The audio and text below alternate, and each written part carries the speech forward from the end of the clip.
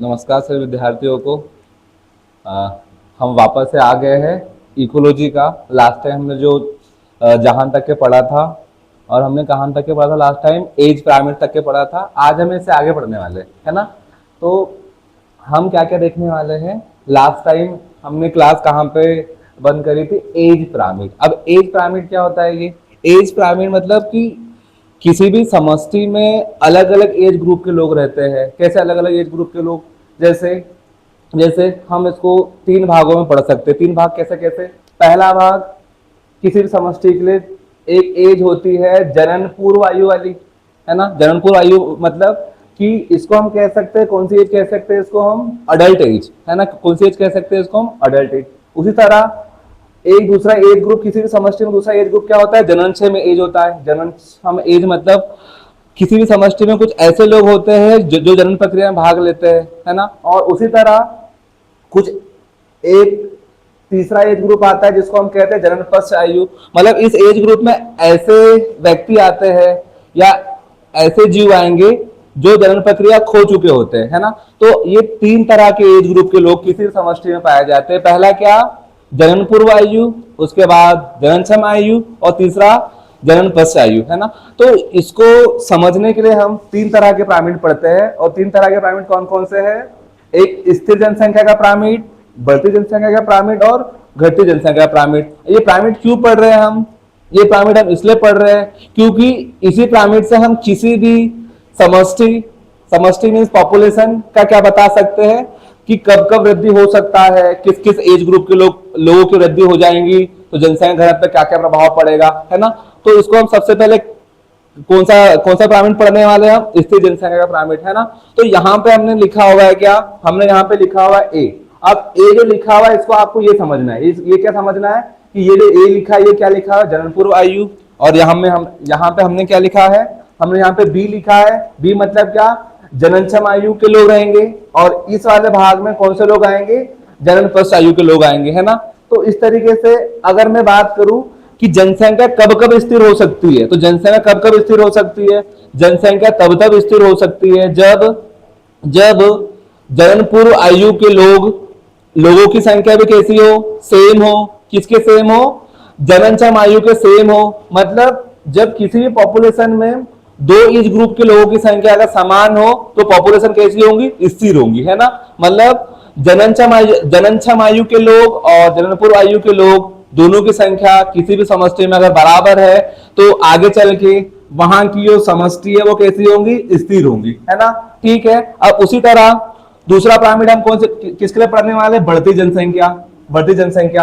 अब जो बढ़ती जनसंख्या मतलब क्या कि किसी भी पॉपुलेशन या किसी भी समष्टि में जनसंख्या वृद्धि कब होगी? वृद्धि तब हो सकती है जब वहां पे किसकी कौन सा आयु ग्रुप के लोगों की संख्या ज्यादा होंगी? जब वहां पे एक तो जनन पूर्व आयु के लोगों की संख्या ज्यादा होंगी तब भी जनसंख्या बढ़ेगी। दूसरा, वहां पे जनन क्षम आयु के लोगों की संख्या ज्यादा होंगी तब भी आयु बढ़ेगी। बस वहां पे संख्या किसी कम होनी चाहिए, जनन पश्च आयु के लोगों की संख्या कम होनी चाहिए, तब जाके वो समष्टि कैसी होंगी? समष्टि बढ़ेंगी। मतलब समष्टि कब कब बढ़ सकती है? समष्टि तब तब बढ़ सकती है तब वहां पे दो आयु ग्रुप के लोगों की संख्या अधिक होंगी, तब जाके किसी भी समष्टि की जनसंख्या बढ़ सकती है। जैसे जनन पूर्व आयु के लोगों की संख्या वहां ज्यादा होनी चाहिए। दूसरा, जननक्षम आयु के लोगों की संख्या भी वहां पर ज्यादा होनी चाहिए। मतलब जनन पूर्व और जननक्षम आयु के लोगों की संख्या जहां भी रहेंगी वहां की जनसंख्या कैसी होगी? बढ़ेगी, है ना। उसी तरह अगला हमने क्या लिखा है कि घटती जनसंख्या। अब किसी भी समष्टि में जनसंख्या कब कब घट सकती है? कब कब घटेगी? जनसंख्या तब तब घटेगी जब वहां पे सबसे ज्यादा किस एज ग्रुप के लोगों की संख्या होगी? जनन पश्च। अब स्वाभाविक सी बात है, ऐसे व्यक्ति जो किसी भी समष्टि में रह रहे हैं और जनन प्रक्रिया जनन करने की क्षमता वो खो चुके हैं, तो उनकी जनसंख्या ऑटोमेटिक घटेगी, है ना। लेकिन जनसंख्या वहां पे किस चीज से कम होनी चाहिए? जनन पूर्व आयु के लोगों की संख्या भी कम होनी चाहिए और जननक्षम आयु के लोगों की संख्या भी वहां कम होनी चाहिए। तो वहां पे क्या होगा? इनकी आबादी क्या होगी? घटेगी, है ना। वहां पे इनकी आबादी क्या? घटेंगी। तो इस तरीके से हमने कितने तरह के पिरामिड देखे? तीन तरह के पिरामिड देखे, है ना। तीन तरह के पिरामिड कौन कौन से? पहला पिरामिड कौन सा? स्थिर जनसंख्या का। दूसरा हमने क्या देखा, बढ़ती जनसंख्या का, और तीसरा हमने किसका देखा, घटती जनसंख्या, है ना। तो यहां से क्वेश्चन आए हुए, है ना, पिछले एग्जाम में यहां से क्वेश्चन आते हैं कि किसी भी समष्टि में जनसंख्या कब कब बढ़ सकती है, कब कब घटेगी और कब कब स्थिर रहेंगी, और ये सब किस पे डिपेंड करता है, ये अलग अलग आयु वर्ग के लोगों के हिसाब से अलग अलग किसी भी समष्टि में अलग अलग जनसंख्या हो सकती है ना। तो इतनी चीजें आप लोग समझ आई होंगी। अब अगला हम क्या देखने वाले हैं, अगला यहाँ पे हमने क्या लिखा हुआ है, पॉपुलेशन डेंसिटी। पॉपुलेशन डेंसिटी मतलब जनसंख्या घनत्व, और जनसंख्या घनत्व में कब कब क्या क्या प्रभाव पड़ेगा वो हम देखने वाले हैं कि किसी भी जीव की समष्टि में कब कब प्रभाव पड़ सकता है, मतलब कब कब घट सकती है, कब कब बढ़ सकती है। तो ऐसे कौन कौन से फैक्टर्स है जो जनसंख्या घनत्व को प्रभावित करते हैं वो हम देखने वाले हैं। तो वो कौन कौन से फैक्टर्स है, बस आप 2 मिनट रुकिए, थोड़ा ये रफ कर देता हूं, है ना। तो ये आप लोगों को थोड़ा समझ आया होगा, है ना, कि कितने तरह के एज ग्रुप के लोग रहते हैं, 3 तरह के, है ना, जनन पूर्व आयु, जननक्षम आयु और जननपश्च आयु, है ना। जो जनन पूर्व आयु मतलब जो जननक्षम आयु से पूर्व के लोग हैं, और जननपश्च मतलब ऐसे लोग जो जन्म प्रक्रिया को खो चुके हैं। तो इतनी चीजें आप लोग समझ आई होंगी। अब हम आगे देख रहे हैं कि जनसंख्या को प्रभावित करने वाले कारक कौन कौन से हैं। तो कौन कौन से कारक है, आप में से कुछ लोग बताइए कि कौन कौन से कारक जनसंख्या को प्रभावित करते हैं, कमेंट में करिए, हाँ बताइए। चलो मैं ही बता देता हूं कि ऐसे कौन कौन से फैक्टर्स है जो जनसंख्या को प्रभावित करते हैं। तो जनसंख्या को प्रभावित करने वाले सबसे पहला फैक्टर्स क्या होता है, सबसे पहला फैक्टर हम ले सकते हैं, सबसे पहला फैक्टर, और सबसे पहला फैक्टर कौन सा है, सबसे पहला फैक्टर आएगा जो हमने शुरू में पढ़ा था, क्या आएगा, बर्थ रेट। क्या आएगा, बर्थ रेट, बर्थ रेट। और उसके बाद दूसरा कौन सा आएगा, डेथ रेट, डेथ रेट। तीसरे नंबर पे क्या आएगा, इमिग्रेशन, इमिग्रेशन, इमिग्रेशन। और चौथे नंबर पे क्या आएगा, इमाइग्रेशन, इमाइग्रेशन। तो ये ऐसे 4 फैक्टर्स है, ये 4 फैक्टर्स जो किसी भी जीव की समष्टि को प्रभावित करने के लिए कौन कौन से फैक्टर्स है, 4 फैक्टर। एक कौन सा, बर्थ रेट, बोले तो जन्म दर, क्या कहेंगे इसको हम, जन्म दर। दूसरा डेथ रेट मतलब क्या होगा, डेथ रेट मतलब होता है मृत्यु दर, मृत्यु दर। इससे पहले हमने अलग शब्दों का इस्तेमाल किया था। बर्थ रेट को हमने क्या पढ़ा था, नेटिलिटी, और डेथ रेट को हमने क्या पढ़ा था, मोर्टिलिटी पढ़ा था, है ना। तो दोनों शब्द आ सकते हैं, पिछले एग्जामों में आया हुआ भी है। तो आपको हिंदी के शब्द पता होने चाहिए और इंग्लिश के शब्द पता होने चाहिए, है ना। अब दूसरा हमें यहाँ पे क्या लगा, इमिग्रेशन, इमाइग्रेशन लिखा हुआ है। इसका मतलब क्या होता है, आप्रवासन। क्या होता है, आप्रवासन, है ना, आप्रवासन। ये आप्रवासन इसको हमने हिंदी में कहा, लेकिन आप्रवासन होता क्या है, आप्रवासन क्या होता है, अरे किसी भी समष्टि में, ये किसी भी समष्टि में जब कोई बाहर के जीव वहां पे आके उस समष्टि में रहने लग जाते हैं, निवास करने लग जाते हैं, तो उसको हम क्या कहते हैं, आप्रवासन। जैसे कि मान लो हमारे देश का क्या नाम है, भारत है, और भारत से जैसे बाहर कोई अदर कंट्री से, जैसे नेपाल में कोई लोग आ गए हैं, तो लोग अगर हमारी समष्टि में, वहां के लोग आ रहे तो हमारी समष्टि प्रभावित होंगी, है ना। तो कोई लोग जब दूसरी समष्टि में आते हैं तो उसको हम क्या कहते हैं, आप्रवासन। क्या कहते हैं, आप्रवासन। उसी तरह एक दूसरा शब्द हमने क्या यहाँ पे क्या लिखा हुआ है, इमाइग्रेशन लिखा हुआ है। इमाइग्रेशन का मतलब हिंदी में क्या होता है, ये होता है उत्प्रवासन। क्या होता है, उत्प्रवासन, उत्प्रवासन। उत्प्रवासन मतलब क्या, उत्प्रवासन का मतलब कि जब किसी समष्टि से लोग, जब किसी समष्टि से लोग चले जाते हैं तो उसको हम क्या कहते हैं, उत्प्रवासन। तो ये जैसे 4 फैक्टर्स है, जो फैक्टर्स जो 4 फैक्टर्स है जो क्या प्रभावित कर रहे हैं, जनसंख्या घनत्व को प्रभावित कर रहे हैं, है ना। जैसे स्वाभाविक सी बात, जन्म दर बढ़ेगा तो वहां की आबादी बढ़ेगी, मतलब जनसंख्या प्रभावित होगी। दूसरा, अगर वहां का डेथ रेट घटेगा या डेथ रेट बढ़ेगा तो भी जनसंख्या प्रभाव पड़ेगा, है ना। उसी तरह तीसरा पॉइंट क्या लिखा हमने यहाँ पे, इमाइग्रेशन, है ना, इमाइग्रेशन लिखा हुआ। इमाइग्रेशन मतलब जब किसी समष्टि में नए जीवों का प्रवास होगा, नए जीवों का प्रवास मतलब जैसे आप लोगों ने एग्जाम्पल सुना होगा पार्थेनियम, है ना। पार्थेनियम को हिंदी में हम कहते हैं गांजर घास। तो गांजर घास, ये गांजर घास को हमने बाहर से लाया हुआ था, ये हमारे इंडिया में हमने इसको लाया क्यों था, लाया क्यों था, इसको हमने मच्छरों को भगाने के लाया हुआ था। लेकिन हुआ क्या कि इन्होंने वहां की जो लोकल की प्रजाति थी उसको इन्होंने विलुप्त कर दिया, विलुप्त कर दिया, मतलब वहां पे वहां की जो लोकल जनसंख्या वो प्रभावित हो गई, है ना।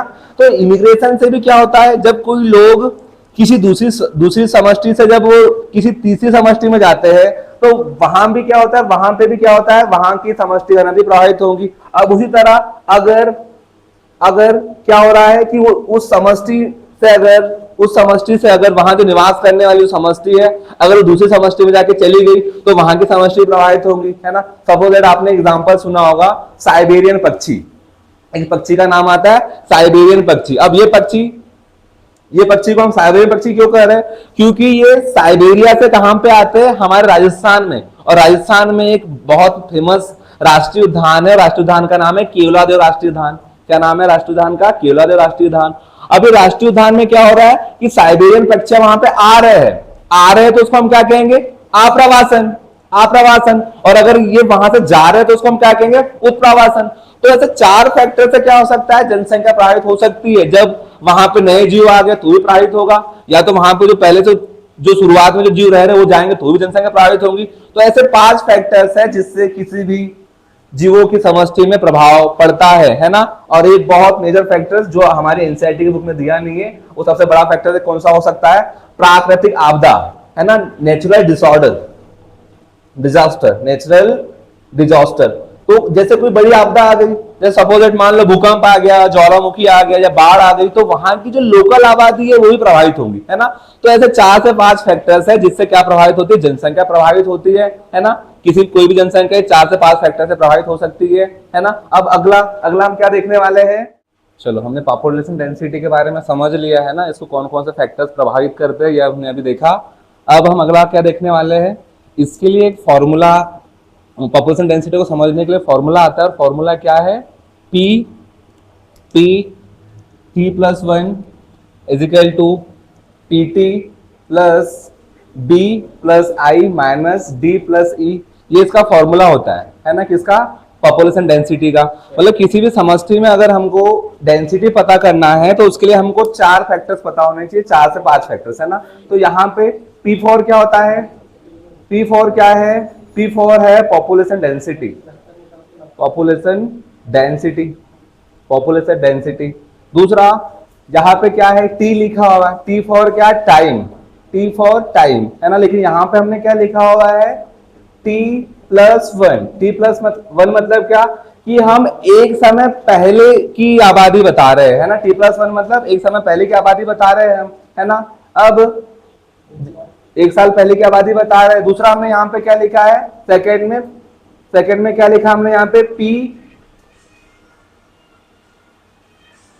यार पूछ करो इसको, पूछ करो। हाँ, चलिए, हम क्या पढ़ रहे थे? पॉपुलेशन डेंसिटी का जो फॉर्मूला है वो पढ़ने वाले हैं, है ना। तो पॉपुलेशन डेंसिटी के लिए ये फॉर्मूला दिया हुआ है, और ये फॉर्मूला क्या है? T + 1 = PT + B + I - D + E, है ना। तो यहाँ पे इन सब का मतलब हम पहले ही पढ़ चुके हैं, लेकिन यहाँ पे आपको स्पेस चाहिए। 2 शब्द आ रहे हैं यहाँ पे, है ना। 2 शब्द कौन कौन से? T + 1 और यहाँ पे क्या आ रहा है?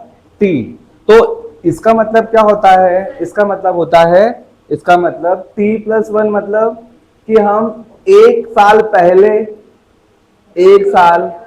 पहले की जनसंख्या की बात करते हैं इसमें, 1 साल पहले की जनसंख्या। दूसरा हमने यहाँ पे क्या लिखा है? जो सेकंड P है, सेकंड P में जो T दिया हुआ है, ये T का मतलब होता है कि वर्तमान जनसंख्या का क्या? पॉपुलेशन, है ना। वर्तमान जनसंख्या। इसको हम ऐसे समझ सकते हैं, जैसे लास्ट टाइम हमारे यहाँ जनसंख्या कब हुई थी? 2011 में हुई थी, है ना। और हमको कब का पता करना है? हमको भी वर्तमान का पता करना है ना। तो वर्तमान का पता करने के लिए हमको पहले का ही पता होना चाहिए।